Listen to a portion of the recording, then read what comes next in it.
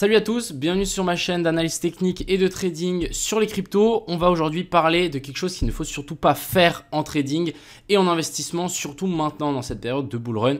Je sais qu'il y a beaucoup d'entre vous qui êtes greedy, qui voulez optimiser au maximum, mais des fois, c'est pas le mieux, surtout dans l'investissement.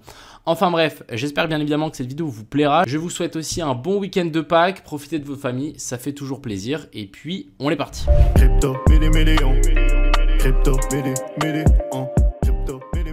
On va directement commencer avec la chose qu'il ne faut surtout pas faire dans cette période, surtout en bull run. Actuellement, je sais qu'il y a beaucoup d'entre vous qui le font, c'est simplement vendre son bag spot pour essayer de racheter plus bas.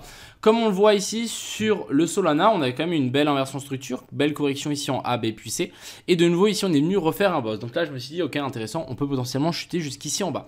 Sauf que, on est dans une structure haussière, on est dans une tendance haussière. Donc est-ce qu'on a envie de parier à la baisse? Non.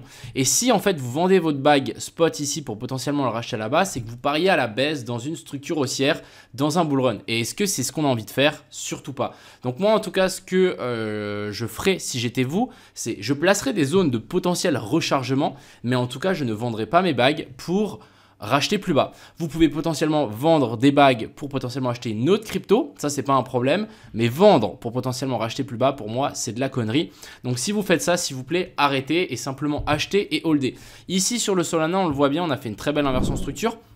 Par contre, si on regarde le graphique, on peut voir que on n'est pas du tout récupéré la zone ici de fair value gap en weekly et que là on est en train de repartir directement et on est déjà en train de on est déjà venu récupérer ce plus haut là. Du coup, la structure ici baissière a été complètement invalidée. Simplement, pourquoi? Parce qu'on est dans une structure haussière et que en théorie, on suit la tendance. Donc, si on commence à s'amuser à shorter dans une structure haussière comme le Solana, c'est jamais très bon signe. Donc, plutôt quand on voit quand vous voyez des graphiques qui montrent plutôt une baisse, plutôt dites-vous, ok, je place une alerte. Si on y revient, je recharge, mais je ne tente pas de short. C'est ce qu'il faut retenir en tout cas de cette vidéo. Continuons directement sur ce BTC qui est toujours en train de latéraliser entre la borne haute ici vers la zone des 71 600 et la borne basse ici vers la zone des 68 300, excusez-moi. Donc tant qu'on est latéralisé là-dedans, c'est un peu, le marché est un peu mou. En plus ce week-end, ça risque d'être encore plus mou vu que c'est le week-end. Ce qu'on voudrait bien voir, c'est une clôture au-dessus de ça ou une clôture ici en dessous pour vraiment trouver une direction dans laquelle on veut évoluer. Maintenant, si on regarde vraiment mon analyse, on est toujours dans cette zone OTE. Il ne s'est rien passé. Clairement, une zone dans laquelle il y a des gens qui défendent la borne basse et des gens qui défendent la borne haute. Nous, ce qu'on veut, bien évidemment, c'est une clôture soit en dessous, soit au-dessus pour vraiment nous donner la suite des événements. Voilà un peu pour le BTC, il n'y a pas grand-chose à dire. Par contre, l'Ethereum, il y a des choses à dire qui sont assez intéressantes. On est quand même venu faire un petit COS ici et ce qu'on peut voir, c'est que on a quand même une petite zone de fair value gap ici en 12 heures.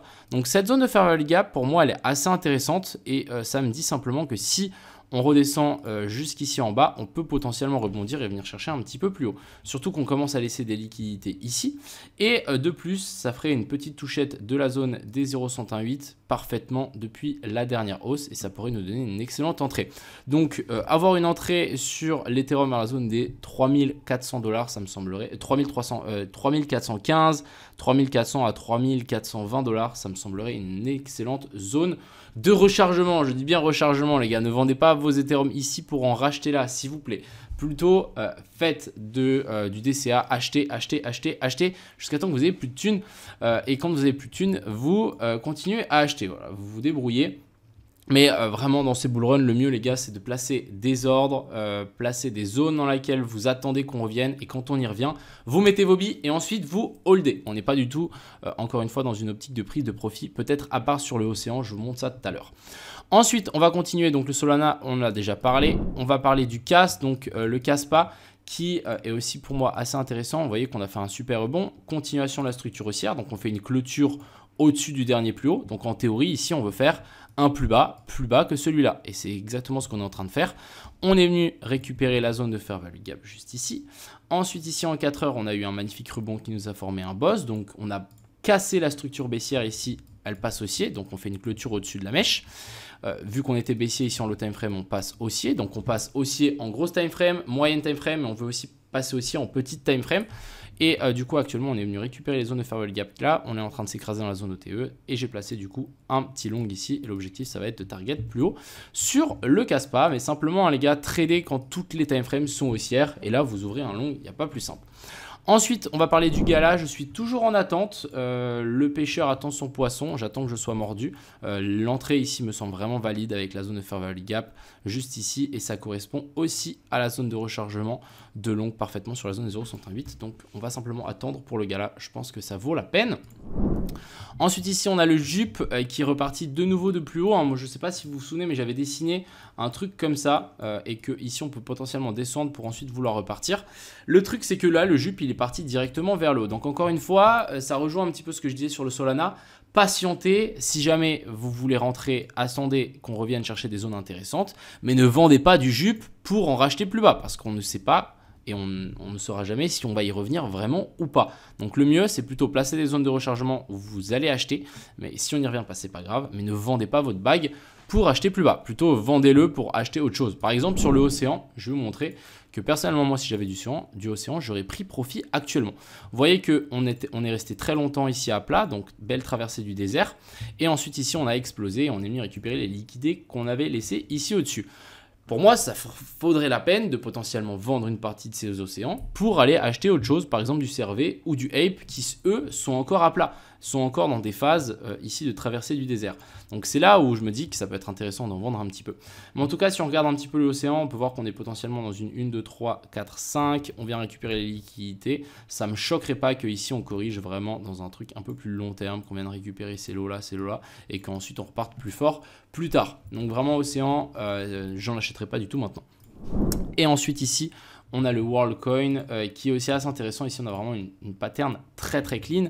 On a prise de liquidité sous ces lots, donc très très clean. Et ensuite, droit derrière, on nous fait un cos. Donc continuation de la structure haussière, clôture au-dessus du dernier plus haut.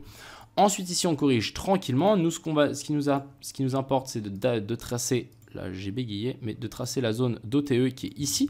Donc nous, on veut essayer de trouver plutôt un achat dans cette zone OTE. On peut peut-être passer même en daily, voir où est-ce qu'on a une zone de fair value gap. On a une zone de fair value gap là. On a un order block qui est là. Donc cette fois, on ne prend pas la mèche, étant donné que la zone de fair value gap commence, vous voyez qu'elle commence ici.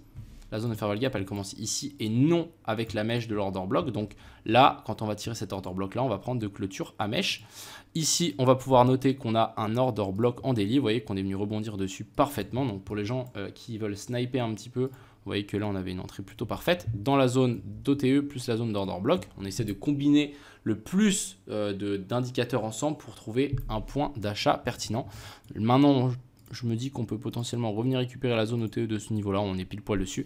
Et ensuite, je pense qu'on pourra repartir pour le WorldCoin. Voilà un petit peu le topo pour aujourd'hui. Mais vraiment, ce que je voulais et le message que je voulais passer, c'est que ne vendez pas vos allocations spot pour racheter plus bas le même coin. Plutôt placer des zones de rechargement où vous allez racheter ou vendez pour aller sur une autre crypto.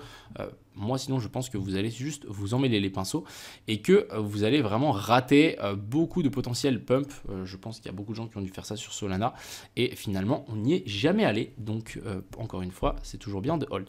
Voilà un petit peu le topo. J'espère que cette vidéo vous a plu. Encore une fois, merci à tous pour votre soutien. Ça fait toujours plaisir. Je vous souhaite à tous un excellent week-end de Pâques. C'était Crypto Millions. Ciao.